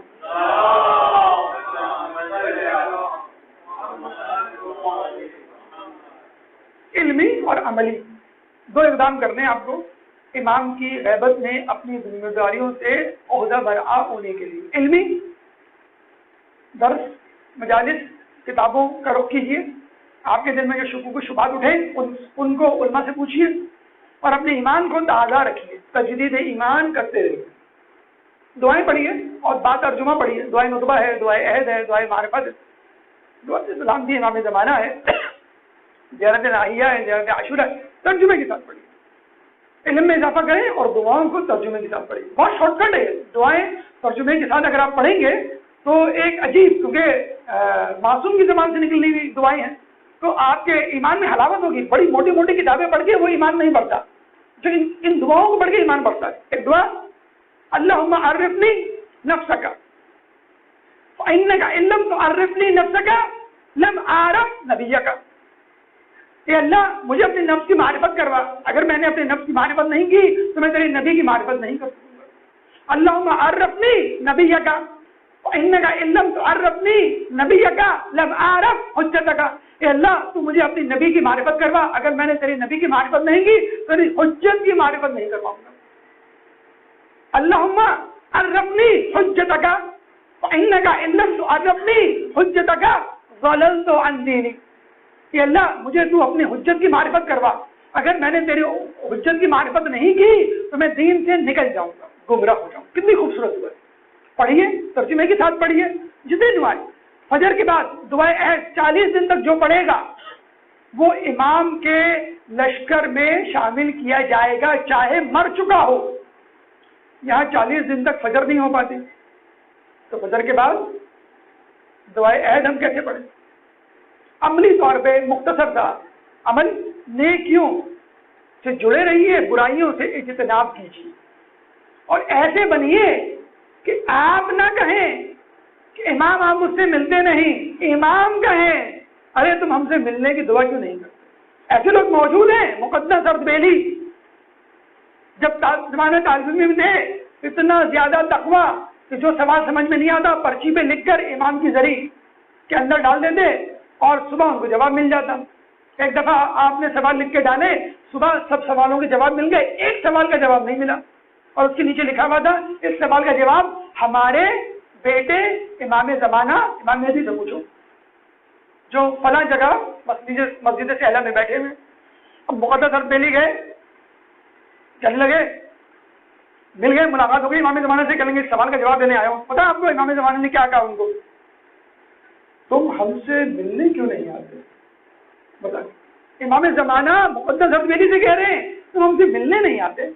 وہ گھبرا گئے، کہنے گے یا امام ملنے آیا تو ہوں، کہ وہ تو تم ہمارے جد کے کہنے پر آئے ہو، کیا گلا شکوہ تھا.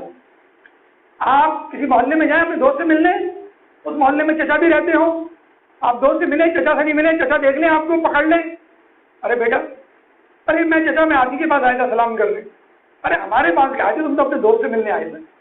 ایسے بن جائیے کہ امام زمانہ آپ کے لیے کہیں کہ تم ہم سے ملتے کیوں نہیں، تم ہم سے ملنا کیوں نہیں چاہتے. یہ بات ایک بات بالکل علماء کے توسط سے آپ سے پہنچا رہا ہوں، بہت ذمہ داری کے ساتھ بہت غور سے سنیے گا. امام کا ظہور تو جب ہوگا اگر آپ نے اپنے طور پہ انفرادی حوالے سے اپنے آپ کو امام کے لشکر کے معیار کے مطابق مومن بنا دیا تو آپ کے لیے امام کا ظہور ہو جائے گا.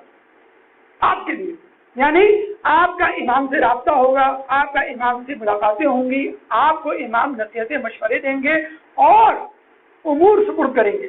یہ بھی کہا جاتا ہے علماء عالم کے درمیان بہت مشہور ہے کہ ہر علاقے میں امام کا ایک نمائندہ موجود ہے. اور یہ نہ سمجھیے گا کہ بس جو ممبر پہ بیٹھا ہوا ہے جو عوامہ لگایا وہی امام کا نمائندہ ہو، نہیں، بہت سے نمائندے ایسے ہیں کہ جو عام لوگوں میں، اللہ نے اپنے ولی کو عام لوگوں میں چھپایا ہوا. دوستوں، اگر دور غیبت کی مشکلات سے نکلنا ہے تو عملی طور پر اپنے آپ کو مضبوط ایمان کا ثابت کرنا پڑے گا، علمی طور پہ مضبوط کرنا پڑے گا، اور عملی طور پہ مقدس اور میری جیسا کردار پیش کرنا ہوگا کہ امام خود سے آپ کے لیے، آپ کی ملاقات کے لیے طرف ایک درود پڑھ دے محمد علیہ.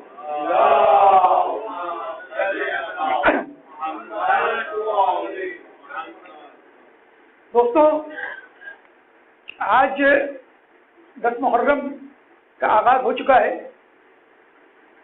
اور یقیناً آپ پہلی محرم سے مجالس کو اٹینڈ کر رہے ہیں، اس میں حاضری دے رہے ہیں. اب 10 دن تک اگر انسان مسلسل کہیں جائے، محنت کرے، سفر کرے تو تھک جاتا ہے. اور کئی مومنین تو یہاں پہ ایسے ہوں گے جو ایک سے زیادہ مجالس اٹینڈ کرتے ہیں، تو یقیناً تھکاوٹ کے اور ایک جسے کہتے ہیں اضطراب کے آثار آپ کے چہرے پہ نمودار ہونے شروع ہو گئے ہوں گے. اللہ تعالیٰ آپ کو اس تھکن کا اجر دے.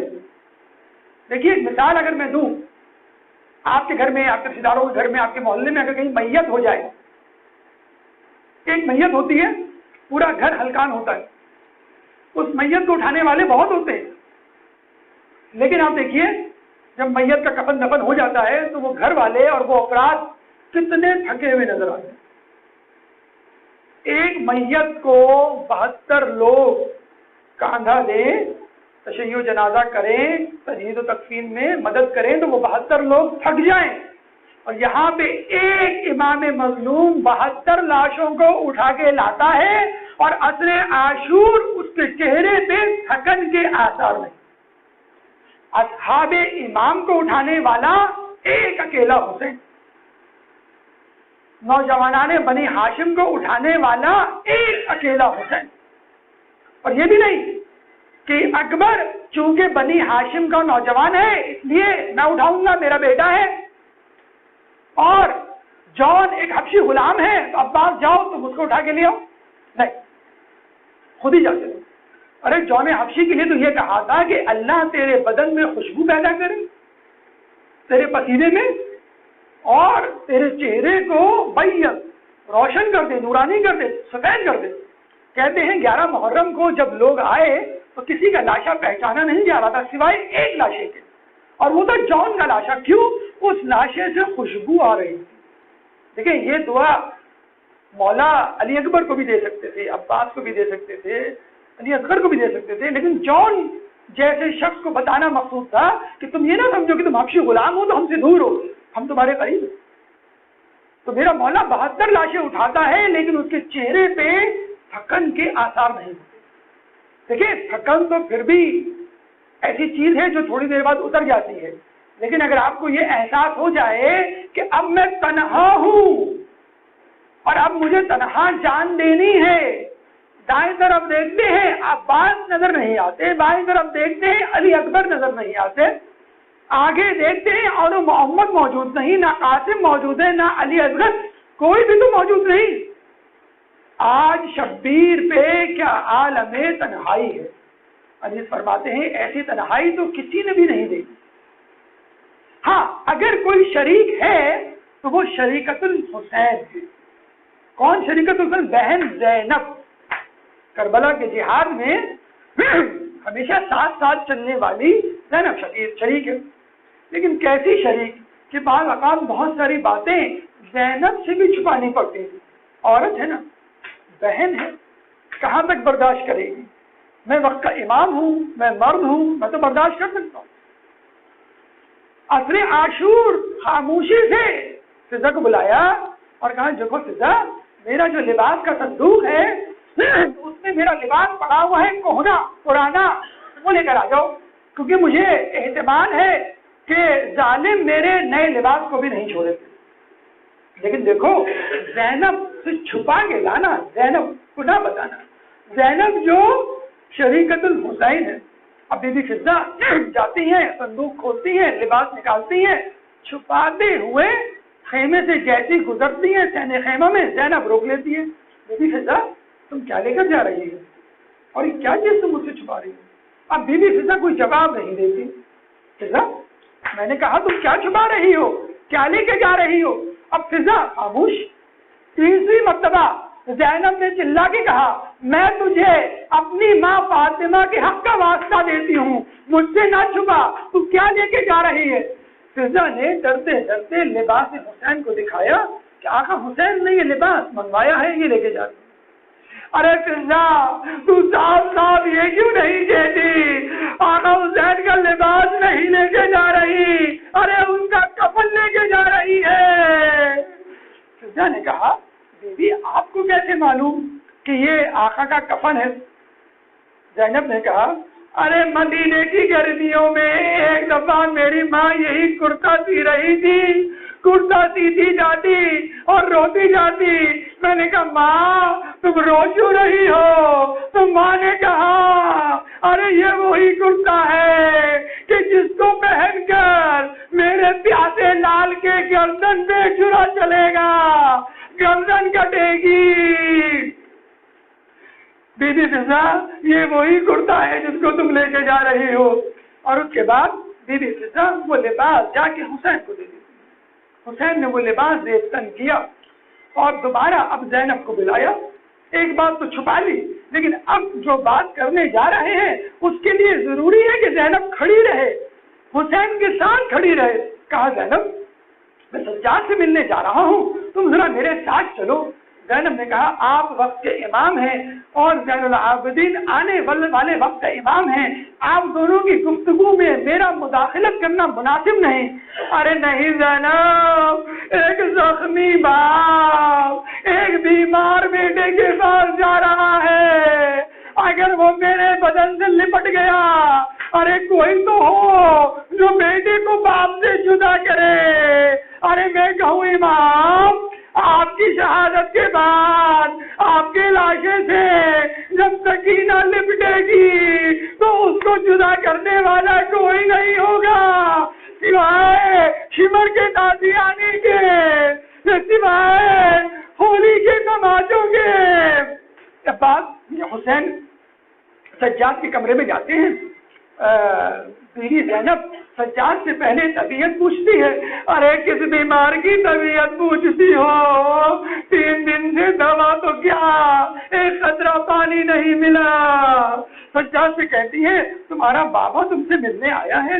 سجاد نے جب بابا حسین کو دیکھا، ارے بابا تم زخمی کیسے ہو گئے؟ ارے چچا عباس کہاں ہے؟ حسین نے کہا قد قتلت، عباس مارے گئے۔ ارے علی اکبر کہاں ہے؟ حسین نے کہا قد قتلت، ارے علی اکبر مارے گئے۔ ارے حبیب ابن مظاہر کہاں چلے گئے؟ حسین نے کہا ارے وہ بھی مارے گئے۔ اس کے بعد سجاد نے کہا ارے اونو محمد کہاں چلے گئے؟ اب حسین نے علماء و اعلام فرماتے ہیں یہ نہیں کہا قتلت کہ مارے گئے، بلکہ یہ کہا کہ دیکھو اس وقت مردوں میں بس میرے اور تمہارے سوا کوئی نہیں بچا۔ علماء کہتے ہیں ارے امام کو معلوم تھا سجاد اسی ترتیب سے پوچھتے رہے تو آخر میں پوچھیں گے کیا علی اصغر بھی مارا گیا، ارے میں کیسے جواب دوں گا۔ سجاد کو کہتے ہیں دیکھو میں تمہارے پاس اس لیے آیا ہوں کہ مدینے جا کر میرے شیعوں کو سلام دینا اور کہنا آقا حسین فرماتے ہیں کبھی کسی غریب الوطن کی قتل کی یا مرنے کی خبر سننا تو اس غریب الوطن کو یاد کر لینا، جب پانی پینا تو اس 3 دن کے بھوکے پیاسے کو یاد کر لینا۔ عزادارو ہم کتنے خوش نصیب ہیں، حسین نے آخری رخصتی کے بعد ہم جیسے لوگوں کو بھی یاد رکھا۔ اس کے بعد حسین خیمے سے نکلتے ہیں، زلجنا پہ بیٹھتے ہیں، جیسے بیٹھنے لگتے ہیں دائیں طرف دیکھتے ہیں عباس موجود نہیں، بائیں طرف دیکھتے ہیں علی اکبر موجود نہیں، ارے مجھے سوار کرانے والا کوئی نہیں، جس کو اب تک حسین سوار کرواتا رہا اب حسین کو سوار کروانے والا کوئی نہیں۔ زینب نے کہا بھیا فکر کیوں کرتے ہو، شریکت الحسین زینب موجود ہے، میں تمہیں سوار کروائے دیتی ہوں، لیکن اس سے پہلے ذرا اپنا تہہ دلہنک تو ہٹاؤ۔ حسین نے اپنا تہہ دلہنک کا مامے کا ہٹایا، زینب نے حسین کے گلے کے بوسے لینے شروع کر دیے۔ حسین نے کہا زینب یہ کون سا وقت ہے بوسے لینے کا؟ زینب نے کہا ارے یہ میں بوسے نہیں لے رہی، میری ماں فاطمہ بوسے لے رہی ہے۔ ایک دفعہ مدینے میں فاطمہ میری ماں نے کہا تھا کہ دیکھو میں کربلا میں موجود نہیں ہوں گی، میرے بیٹے کے گلے میں چھری چلے گی، تم میری طرف سے میرے پیاسے لال کے گلے کے بوسے لے لینا۔ اس کے بعد حسین نے زینب کو کہا ارے بہن زینب اپنی چادر تو ہٹاؤ، اپنی چادر تو ہٹاؤ۔ زینب نے اپنے بازو سے تھوڑی سی چادر سرکائی، اب حسین نے زینب کے بازوؤں کے بوسے لینے شروع کر دیے۔ اب زینب کی باری تھی، ارے بھیا یہ کون سا وقت ہے بوسے لینے کا؟ حسین نے کہا میں بوسے نہیں لے رہا، میرا بابا علی مرتضیٰ بوسے لے رہا ہے۔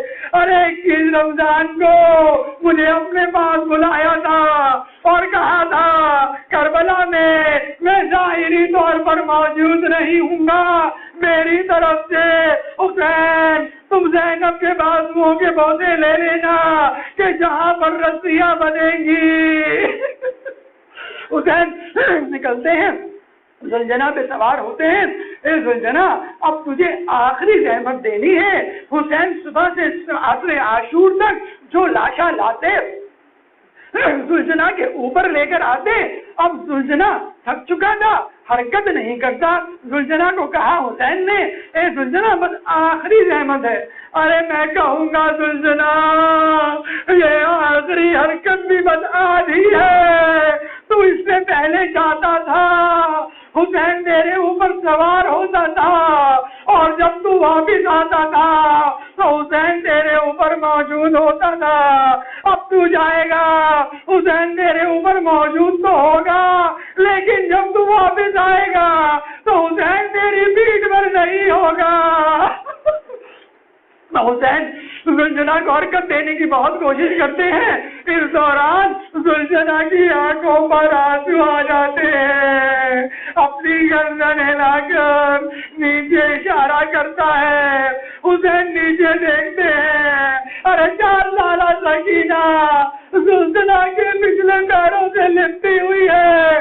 ارے زلجنا میرے بابا کو مقتل کی طرف نہ لے جا، ارے جو بھی مقتل کی طرف گیا واپس نہیں آیا۔ حسین گھوڑے سے اترتے ہیں۔ حسین کے لیے 30,000 کا لشکر کوئی معنی نہیں رکھتا، لیکن سکینہ سے اجازت لینا بہت بڑا کام ہے۔ حسین نے سکینہ کو گود میں لیا، کہنے لگی اے سکینہ تیرے ہونٹ بڑے خشک ہو چکے ہیں، کیا شاید میں مقبل میں جاؤں اور تیرے لیے کچھ پانی کی سبیل کروں؟ سکینہ نے کہا ارے چچا عباس نے بھی یہی کہا تھا، نہ پانی آیا نہ چچا عباس آئے۔ حسین نے سکینہ کو گلے سے لگایا، ارے بڑے دنوں بعد حسین کا سینہ سکینہ کو ملا، جیسے حسین کے سکینہ حسین کے سینے سے لگی، نیند آ گئی، ادھر نیند آئی، تھوڑی دیر بعد اٹھ کے کہتی ہے اچھا بابا خدا حافظ آپ جا سکتے ہو۔ حسین نے کہا ارے سکینہ ابھی تک تو کہہ رہی تھی کہ تو مقصد میں نہ جا، بابا تو واپس نہ آئے گا، اب ایک دم سے خدا حافظ کہہ رہی ہے، خیریت تو ہے؟ تو سکینہ کہنے لگی ابھی مجھے نیند آئی تھی، نیند میں میری فاطمہ تو زہرا آئی، کہنے لگی ارے میرے لال کو جانے دے، ارے اس دن کے لیے ہی تو میں نے چٹیاں پیس پیس کے حسین کو پالا تھا، ارے نانی فاطمہ کی اجازت آ گئی، میں آپ کو نہیں روکوں گی۔ حسین چلتے ہیں، حسین گلزنہ پہ سوار ہیں، مقتل کی طرف جاتے ہیں، لشکر یزید ہنسنا شروع کر دیتی ہے۔ ارے 57 سالہ بوڑھا حسین، ارے جس نے علی اکبر کا صدمہ سہا، ارے جس کا سہارا عباس نہ رہا، ارے یہ بوڑھا کس طرح ہمارا مقابلہ کرے گا؟ ارے آجا تو بھی سامنے آجا، تیرا خاتمہ کر کے ہم یہ جنگ تمام کریں۔ زینب نے یہ جملہ در خیمہ سے سنا، زینب چلائی ارے بھیا حسین، ارے ان کو دکھا دے میری ہماری ماں فاطمہ کی دودھ میں کتنی طاقت ہے۔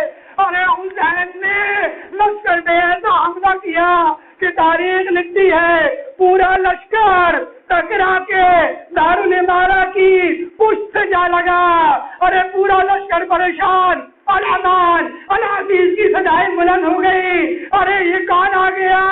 ادھر حسین چلا رہے ہیں، ارے آؤ دیکھو دنیا والوں، 3 دن کے بھوکے پیاسوں کی پیاسے کی جنگ دیکھو، ارے تم نے میرا عباس مار دیا، ارے تم نے میرا علی اکبر مار ڈالا، ارے تم نے میرا علی اصغر چھین لیا۔ ادھر آسمان سے ایک ندا آئی، یا ایتھا النفس مطمئنہ ارجعی الی ربک، بس اس ندا کا سننا تھا۔ حسین نے اپنی تلوار کو نیام میں رکھ دیا، تیروں آؤ مجھ پر حملہ کر دو، برچھیوں آؤ میرے اوپر برس جاؤ، تلواروں آؤ مجھے زخمی کر دو۔ ارے ملعون لشکریوں نے فقط ہتھیار ہی نہیں لائے تھے، ارے بوریوں میں بھر کے پتھر بھی لائے تھے، اب کہیں سے تیر، کہیں سے تلواریں، کہیں سے نیزے، کہیں سے پتھر۔ حسین گھوڑے پر کب تک رہے؟ تھوڑی دیر بعد امیدوار آیا، کہنے لگا دیکھو حسین جب تک گھوڑے پہ سوار ہیں ان کی ہیبت کی وجہ سے کوئی لشکری ان کے قریب نہیں جائے گا، اے حرملہ تو اپنے تیر سے حسین کا کام تمام کر دے۔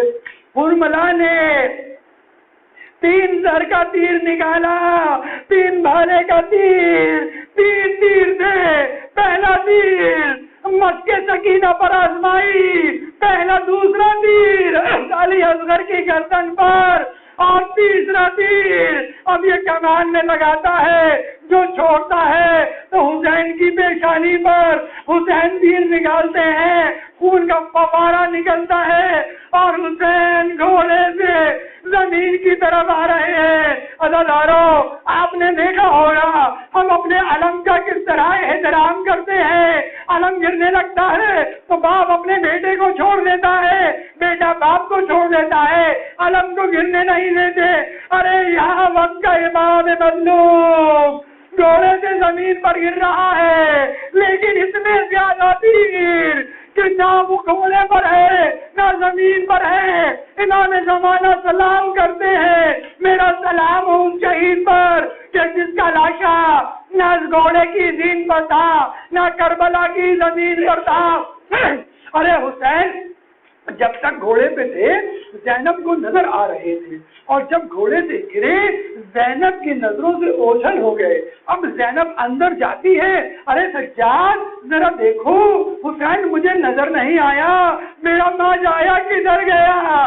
سجاد سہارا لیتے ہوئے در خیمہ پر آتے ہیں, دائیں طرف دیکھتے ہیں حسین نظر نہیں آتے, بائیں طرف دیکھتے ہیں حسین نظر نہیں آتے, نیچے کی طرف دیکھتے ہیں حسین نظر نہیں آتے, آسمان کی طرف دیکھتے ہیں انگلیاں اٹھا کے کہتے ہیں السلام علیکم یا عبداللہ, السلام علیکم یا ابن رسول اللہ. زینب کہتی ہے یا سجاد آپ کو کیا ہو گیا, حسین تو زمین پر ہے.